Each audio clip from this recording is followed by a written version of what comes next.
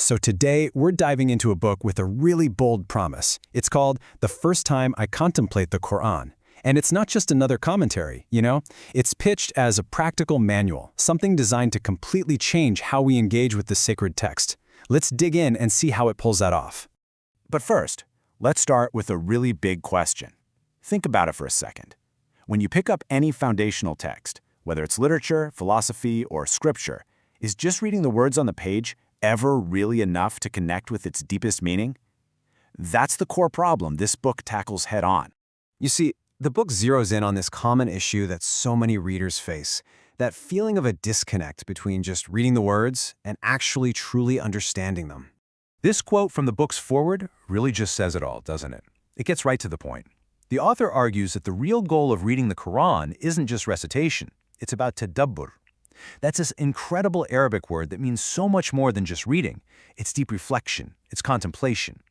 And without that, the author says, the whole act of reading is kind of incomplete.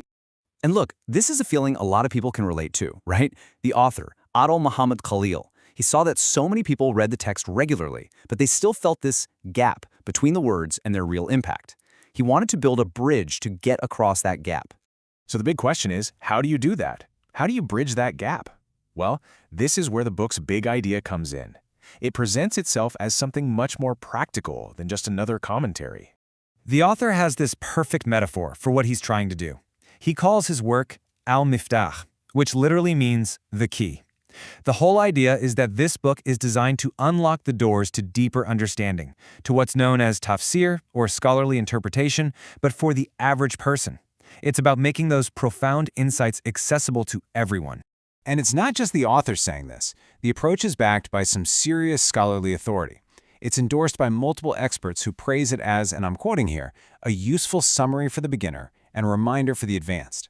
Basically, it's built to give everyone, no matter where they're starting from, a clear path forward.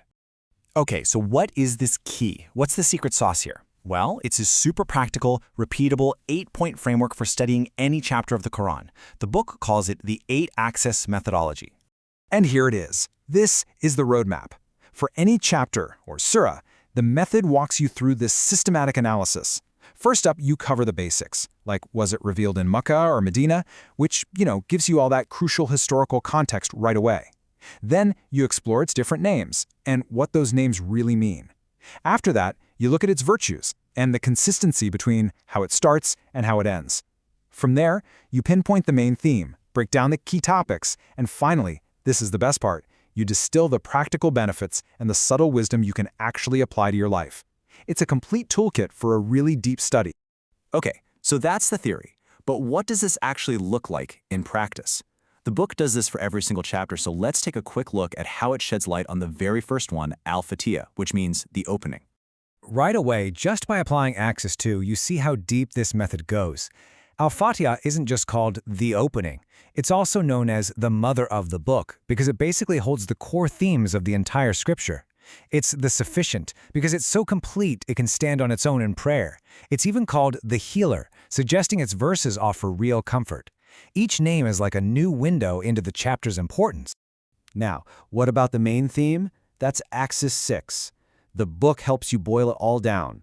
For Al-Fatihah, the theme is, well, it's nothing less than the very foundation of the faith itself. It defines the core principles of mercy, justice, and guidance, all in just 7 short verses. And this is really beautiful. Axis 5 looks for consistency, and here it reveals this perfect internal symmetry. The chapter starts with praise for God and it ends with a prayer to God. They're both acts of devotion, right? It creates this seamless, complete circle of communication. And finally, with Axis 8, this is where the rubber meets the road. What's the tangible wisdom here? Well, the use of we instead of I really emphasizes community. The request for guidance on the path of good people, that highlights how important good role models are. And the prayer itself, it just confirms this universal human need for guidance. This is how the text becomes a practical guide for living. So you see, this whole detailed framework is not just an academic exercise. It's about something much more personal. It's about transformation. And the author says it best himself. This is his stated goal. It's not about just piling up information. It's about building a completely new, a deeper, and a more interactive relationship with the text. Ultimately, what the book offers is a way to make that shift, to go from being a passive reader to becoming an active participant. It gives you the tools to actually have a conversation with the text and uncover its layers of meaning for yourself. And that really leaves us with this one final thought. This book offers a key for every single chapter.